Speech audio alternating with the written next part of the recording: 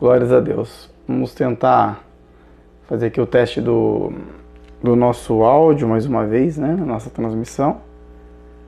Deixa eu ver se está tudo ok aqui.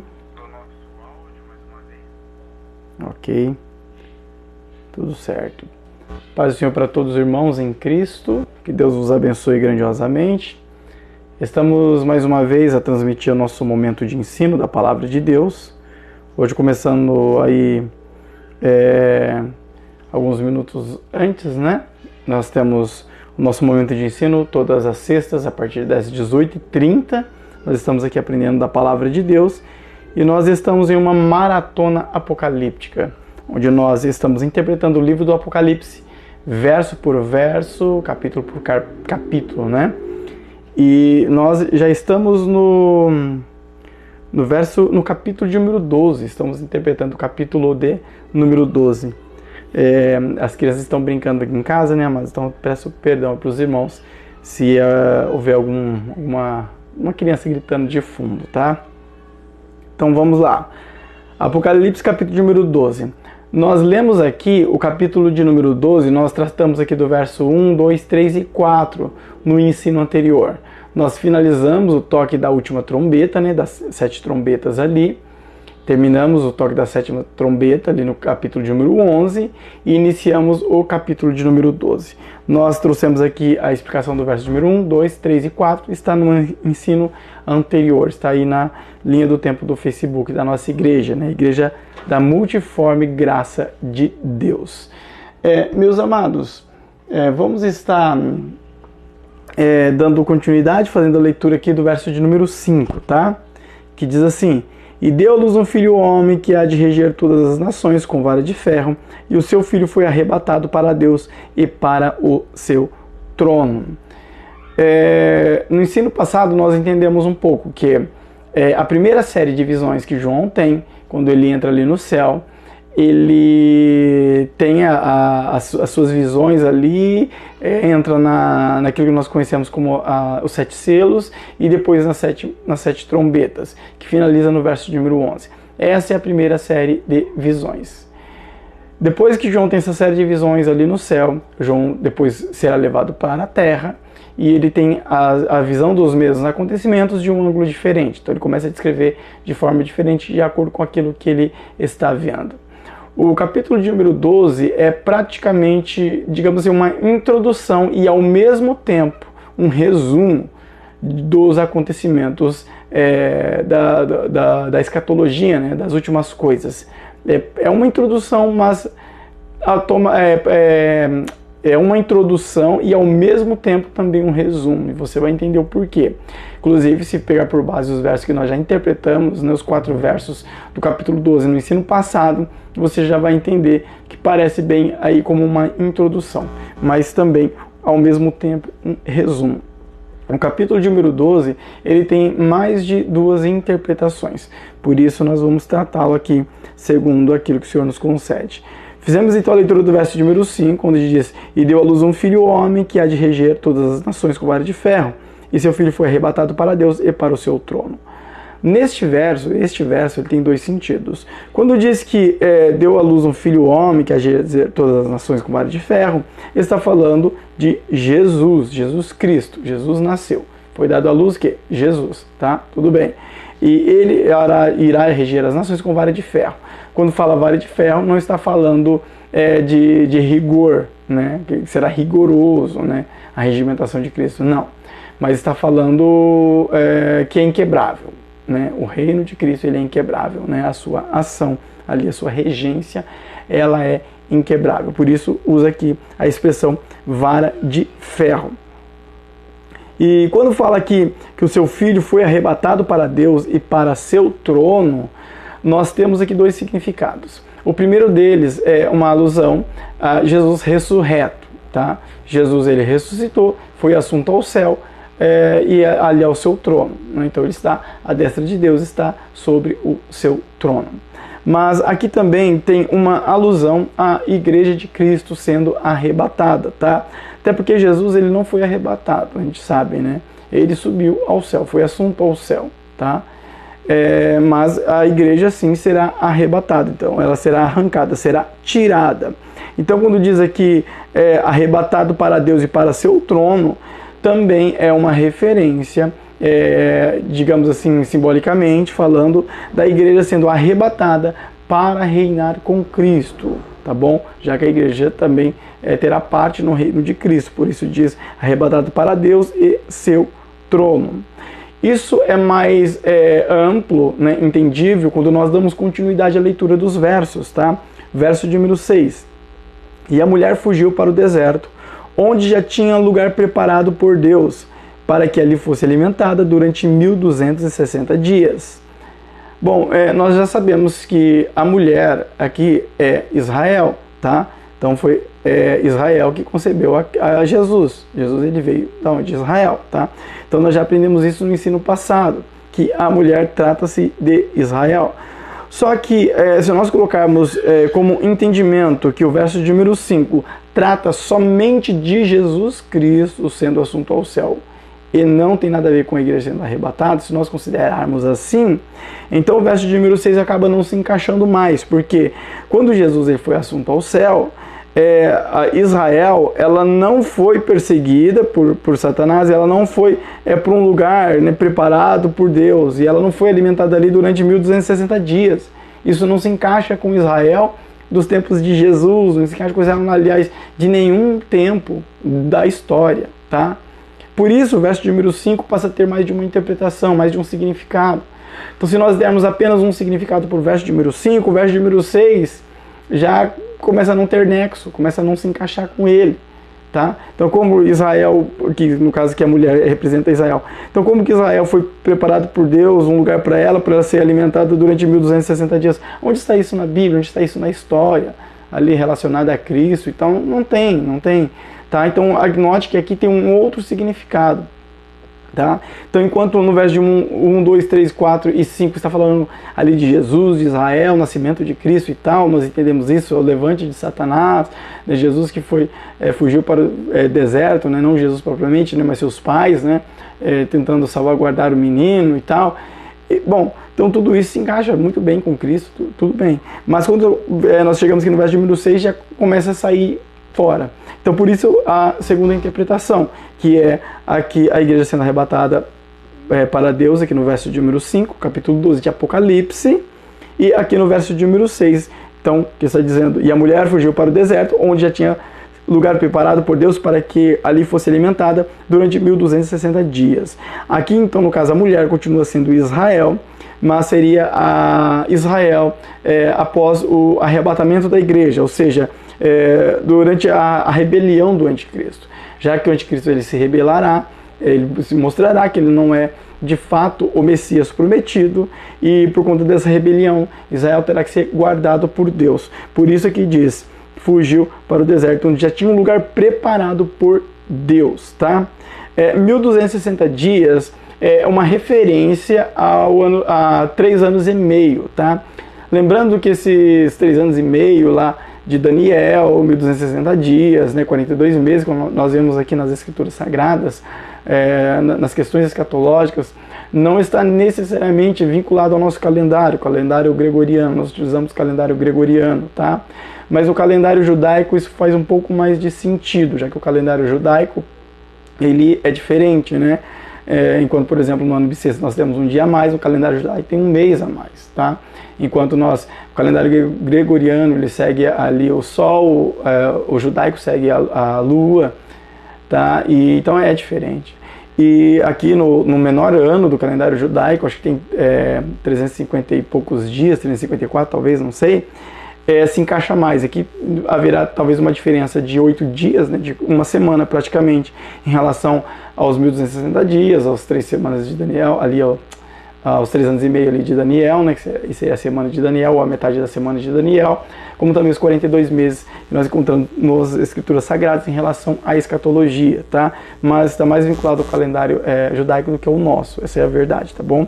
Mas aqui diz que a mulher seria alimentada, né, seria cuidada ali por 1260 dias, que então seria uma referência aos 3 anos e meio, segundo a lógica que eu trouxe em relação aos calendários, tá bom? E aqui diz que ela seria alimentada e ela fugiu para o deserto. Por que usa aqui uma expressão de deserto, a figura deserto? Aqui literalmente é uma figura, tá? Na verdade, até uma referência histórica. Eu disse que, e repito novamente, que para entendermos o livro do Apocalipse nós temos que adentrar um pouco a cultura da época, o costume da época. Porque o livro do Apocalipse foi escrito no contexto da época, então para que nós entendamos ele, nós temos que nos comportar como um judeu da época, um povo da época, tá? Então se nós não voltarmos lá para a época deles e adentrarmos a cultura deles, nós não vamos entender muitas coisas do livro do Apocalipse, tá bom? E aqui não é diferente. Aqui diz que a mulher fugiu para o deserto. Ali Deus tinha um lugar preparado para ela, para cuidar dela durante 1260 dias, tá? Como eu disse, está falando aqui de Israel. E por que a figura de deserto? Porque essa é uma referência, né, para que o povo da época entendesse aquilo que está escrito. Porque no ano 70 depois de Cristo, alguns povos, pessoas ali, né, israelitas que estavam ali em Jerusalém, eles fugiram para um lugar que era na verdade regiões desérticas, porque haveria uma invasão de Roma, né? Roma invadiu Jerusalém no ano 70 depois de Cristo, ali sob o comando de Tito, né? E destruiu toda Jerusalém, tá? Destruiu Jerusalém, destruiu o templo, né? As muralhas ali, enfim, destruiu a cidade. Então, e muitas pessoas foram mortas, foi um massacre muito grande. Mas parte das pessoas foram salvas por terem fugido para o deserto, regiões desérticas, e ali eles ficaram guardados da invasão dos romanos no ano 70 depois de Cristo. Então, quando João escreve isso sobre a mulher fugir para o deserto, ser guardada e tal, isso já vem uma referência na mente deles, já, né, na época, do que tinha acontecido no ano 70, já que isso daqui, né, essa revelação do Apocalipse, ocorre no ano 90 e pouco ali. Então, passou ali mais ou menos uns 20 e poucos anos, né, de que tinha acontecido a invasão ali em Jerusalém. Então as pessoas entendiam muito bem daquilo que estava sendo escrito, usando isso como referência, no caso o deserto aqui como um lugar de livramento, um lugar de refúgio, tá bom?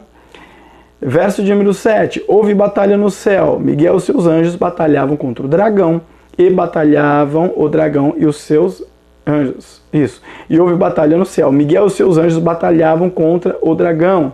E batalhavam o dragão e os seus anjos, tá? Outro verso que não se encaixaria com a primeira interpretação do versículo de número 6. Por quê? Porque depois de Jesus ser assunto ao céu, não ocorreu de Israel fugir para o deserto, ser guardada por Deus durante 1260 dias. Isso não existiu. E o verso de número 7 também não existiu, que é o quê? A batalha ali entre Miguel e os seus anjos contra o dragão e os seus anjos, contra Satanás. Isso também não existiu. Não houve nenhuma batalha após a assunção de Jesus Cristo. Então note que este verso de número 7 não está ligado a isso. Então enquanto o verso de número 1, 2, 3, 4 e o 5 nós podemos interpretar trazendo ali sobre o nascimento de Jesus, e é uma referência, claro, mas o verso de número 5 ele passa a ter uma segunda interpretação, e a segunda interpretação ela começa desde o verso de número 5. Então no verso de número 5 nós vemos a igreja arrebatada, em simbolismo, tá? uma referência figurativa. No verso de número 6 nós vemos Israel sendo guardada por Deus ali durante os 3 anos e meio, que é ali o período em que o anticristo ele vai se rebelar como o anticristo, né? Já que ele era tido ainda como o Messias, tá? E no verso de número 7, onde houve a batalha de Miguel e os seus anjos contra Satanás e os seus anjos, tá? Provavelmente aqui o que nós vemos é a ira de Satanás contra a igreja arrebatada, tá bom? Então a igreja arrebatada, que é a noiva do Cordeiro. Então aqui é a ira de Satanás. E quando diz sobre batalha no céu, não significa que Satanás estava ali no terceiro céu, no trono de Deus, na sala ali do trono de Deus, na morada de Deus. Não significa isso. Não significa que Satanás estava ali na Nova Jerusalém, ou onde está Abraão, ali todos aqueles que estão reunidos com ele. Não significa isso, tá? Porque nós entendemos, dentro do contexto judaico, que eles acreditavam, né, que existia mais de um céu. E pelas escrituras sagradas nós entendemos que Paulo faz referência ao terceiro céu, que nós sabemos que ali é a habitação de Deus. O primeiro céu seria esse que nós vemos, o segundo céu seria o céu que nós chamamos de espaço, né? O espaço sideral, por exemplo, e o terceiro céu que é a morada de Deus. Quando diz que houve batalha em Miguel e seus anjos, batalhando contra Satanás e seus anjos, que diz que é no céu, não fala que céu que é, tá? Pode ser no céu atmosférico, pode ser no céu como o espaço sideral, pode ser uma possibilidade, mas provavelmente não seria no céu que é a morada de Deus, né? Até porque a Nova Jerusalém, por exemplo, que fica no céu, a Bíblia fala que ele nunca, jamais entrará coisa impura alguma. Então Satanás com certeza não pode entrar ali, tá bom? Bom, verso de número 8. Mas não prevaleceram, nem mais o seu lugar se achou nos céus. Aparentemente, este verso de número 8 ele está denotando que Satanás não mais teria liberdade de trafegar pelos céus, talvez pelo espaço, né, que é o segundo céu. Então é isso que nós podemos entender aqui, que Satanás estaria isolado e não teria mais liberdade de trafegar ali no segundo céu, que nós conhecemos como espaço, por exemplo. Quando Satanás, lá no livro de Jó, Deus fala com Satanás, Satanás diz que estava rodeando, passeando pela terra, rodeando pela terra. Então, os demônios, né, eles têm liberdade em trafegar por onde eles quiserem, porém não entrar ali na morada de Deus, isso é óbvio. Mas aqui no verso de número 8, o que nós podemos entender é que provavelmente Satanás ele não terá mais essa liberdade, que ele será isolado. E isso nós podemos compreender olhando para os versos posteriores, inclusive, tá? E foi precipitado o grande dragão, a antiga serpente, chamado Diabo e Satanás, que engana todo mundo. E ele foi precipitado na terra, e os seus anjos foram lançados com ele. Note que essa precipitação do verso de número 9 não fala da primeira precipitação, tá? Quando Satanás ele tentou ser igual a Deus, tentou subir até as mais altas nuvens, e o Senhor o lançou de lá, e a Bíblia nos diz, né, Jesus falando que viu Satanás cair do céu como um raio. Não é isso aqui que acontece no verso de número 9. Até porque aqui não é só Satanás que está sendo precipitado, mas também os seus anjos. E note que ele acabou de lutar contra Miguel e os seus anjos ali no verso de número 8, tá bom? Então aqui está falando da segunda precipitação. Porque aqui é a ira de Satanás contra a noiva do Cordeiro. E óbvio que quando Satanás ele foi precipitado a primeira vez, ele não está virado com a noiva do Cordeiro, até porque a noiva do Cordeiro não existia. Ele queria ser semelhante a Deus, tá? Então é diferente, não podemos misturar este verso com a outra precipitação de Satanás, tá bom? Verso de número 10. Eu ouvi uma grande voz no céu que dizia: agora é chegada a salvação, e a força e o reino do nosso Deus, e o poder do seu Cristo, porque já o acusador de nossos irmãos é derrubado, o qual diante do nosso Deus o acusava de dia e de noite. Este verso aqui não traz um significado de que Satanás estivesse impedindo a salvação. Porque aqui diz, agora ele já está aprisionado, agora é chegada a salvação. Então, então quer dizer que Satanás estava impedindo a salvação? Então, agora ele precisa ser aprisionado para que a salvação não seja impedida por ele? Não é isso que o verso está descrevendo, tá? Então, aqui não significa que Satanás estivesse impedindo a salvação, mas que este acontecimento é um sinal indicativo de que tudo está chegando ao fim, ou seja, de que as coisas estão se consumando e de que, de fato, a salvação ali plena e eterna, ela ocorrerá por sobre a face da terra, tá bom? Verso de número 11 que nós lemos, né? 10 que nós lemos. Vamos ler o verso de número 11. E eles venceram pelo sangue do Cordeiro e pela palavra do seu testemunho, e não amaram as suas vidas até a morte. E eles venceram pelo sangue do Cordeiro. Quem é que venceu pelo sangue do Cordeiro? Quem é que não amou sua vida até a morte? A noiva do Cordeiro. Mas espera aí, a noiva não foi arrebatada? Sim, só que tem noiva que não foi, tá? Por quê? Porque aqueles que morreram em Cristo, eles não foram arrebatados. Eles morreram e foram para o paraíso.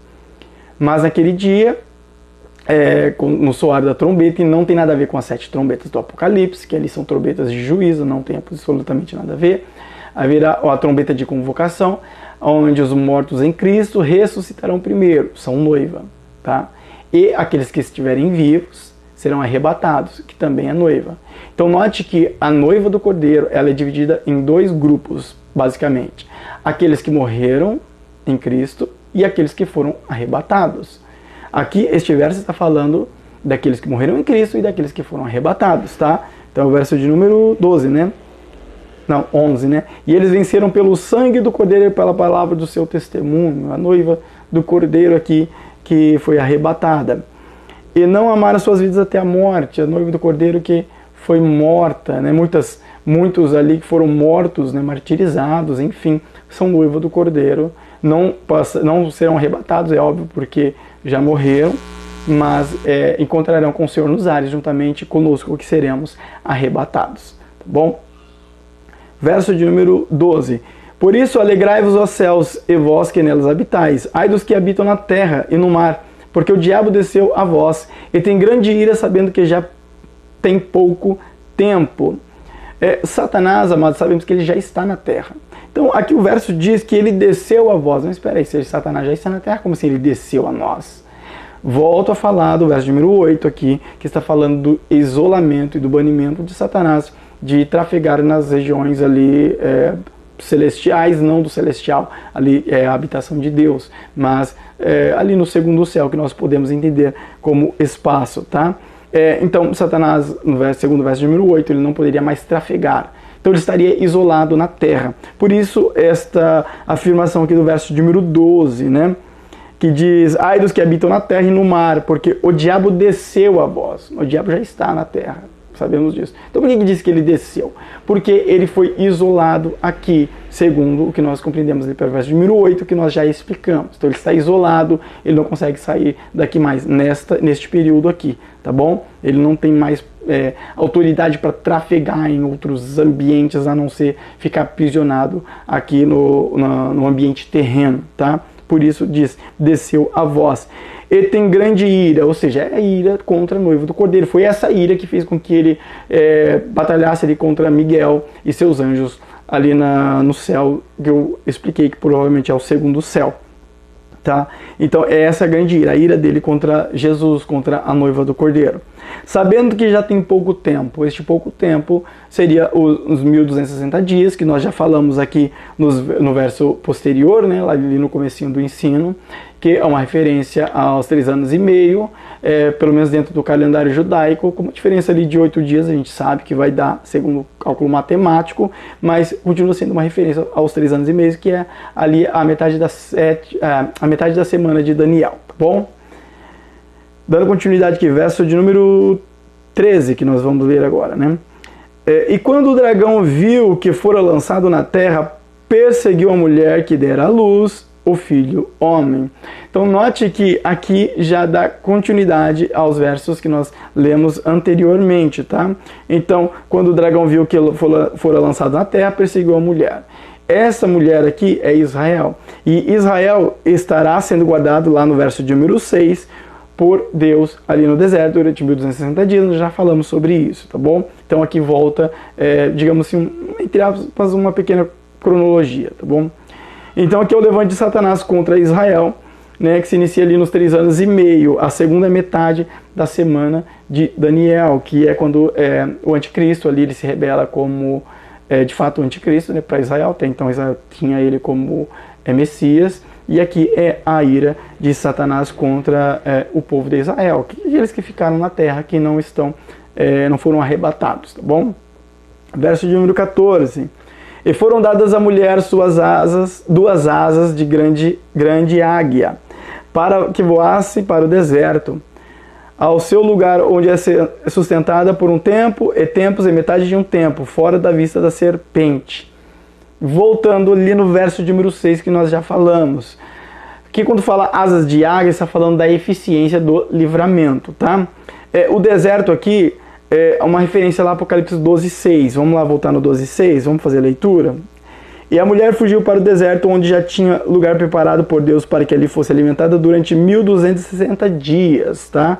É este verso aqui, de verso número 14. Ao lugar onde é sustentada por um tempo e tempos e metade de um tempo.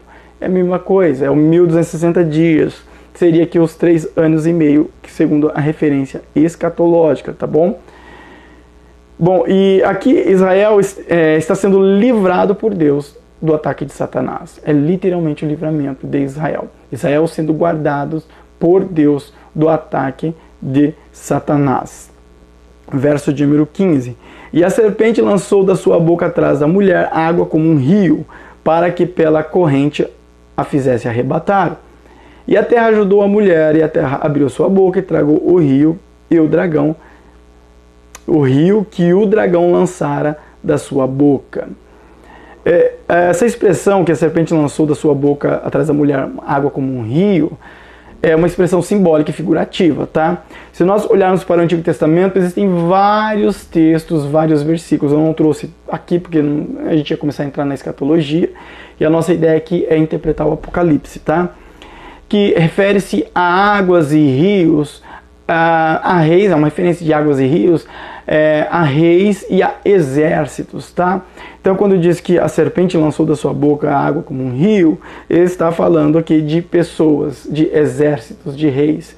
Ou seja, que Satanás ele vai induzir e conduzir ali para se levantar contra Israel, tá? Seriam aqui, então, exércitos inimigos.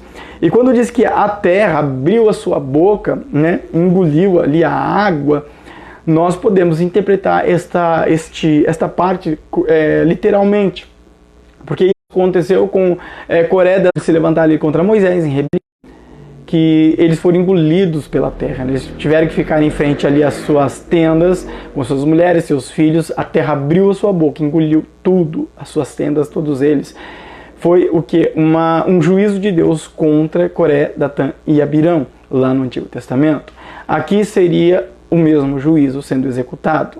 Logicamente que é uma instância totalmente diferente, um propósito diferente, mas seria basicamente o mesmo juízo. A terra engolindo, né, ali abrindo uma vala gigantesca, quem sabe através de um determinado terremoto, e os exércitos caindo na terra e a terra tragando eles. É o que aconteceu com Coré, Datã e Abirão. Aqui estaria acontecendo com os exércitos que foram conduzidos pelo anticristo para destruir Israel. Tá bom? Verso de número 17. E o dragão irou-se contra a mulher e foi fazer guerra ao remanescente da sua semente, os que guardam os mandamentos de Deus e têm o testemunho de Jesus Cristo. O verso de número 12, ele está finalizando com a batalha do Armagedon, tá? A batalha do Armagedon, ele ocorre antes ali do período do reino milenar, quando já houver passado tudo, trombetas, selos, as taças e tudo mais, tá bom?